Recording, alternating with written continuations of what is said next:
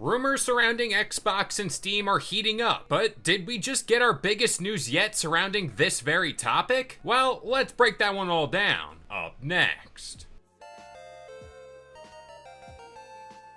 What's going on, guys? It's Kalo, and I'm here to give you the lowdown on all things gaming. And if you're new here, feel free to subscribe to this channel for weekly video game news content. Drop a like on the video, and welcome to the Level Up. So the Xbox and Steam rumor mill is suddenly back on the radar after a few days off the block. Of course, there was a recent story that did talk a little bit how Xbox might be currently testing Steam on the marketplace, and I would say that's a fun prospect yet again. And yes, I did hear about it, but out of respect for not beating this subject like a dead horse, we will only talk about new-ish developments around this story. But that's the thing as well that I did bring up in the last video where we talked about Xbox and Steam, and I really do think Xbox is kind of allowing these subtle leaks to get out, simply based off the fact there has been so much coming out lately. Now, why on earth would Xbox do that?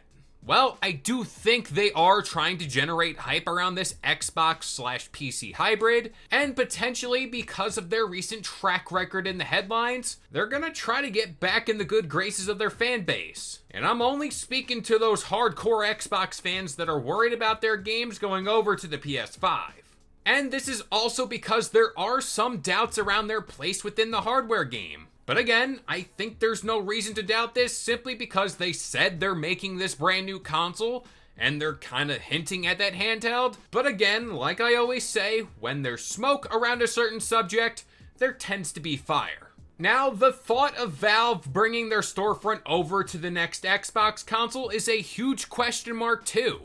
I only say this because there are a lot of moving parts that do go into all this.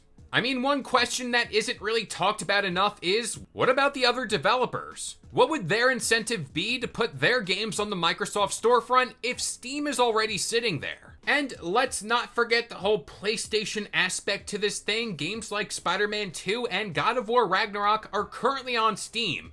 Would they really, and I mean really, allow their games to be playable on an Xbox? But from a business perspective, this is a risk that Microsoft might have to take. And this could be resolved by any game they sell off the Steam marketplace on their platform.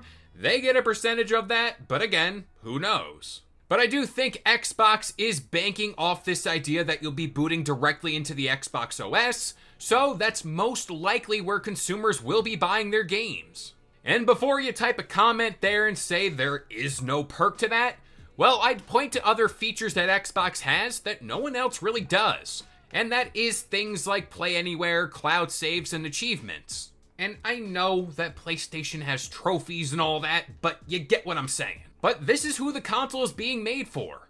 So pretty much Steam would serve as a bonus to buying the console, who would then go on to expand their gaming library. The reality is, even though they are releasing all their games on the PS5 and Nintendo Switch, which does have everyone's panties in a twist, they still have a chunk of console gamers who subscribe to Xbox Game Pass that they do happen to make a lot of money off of.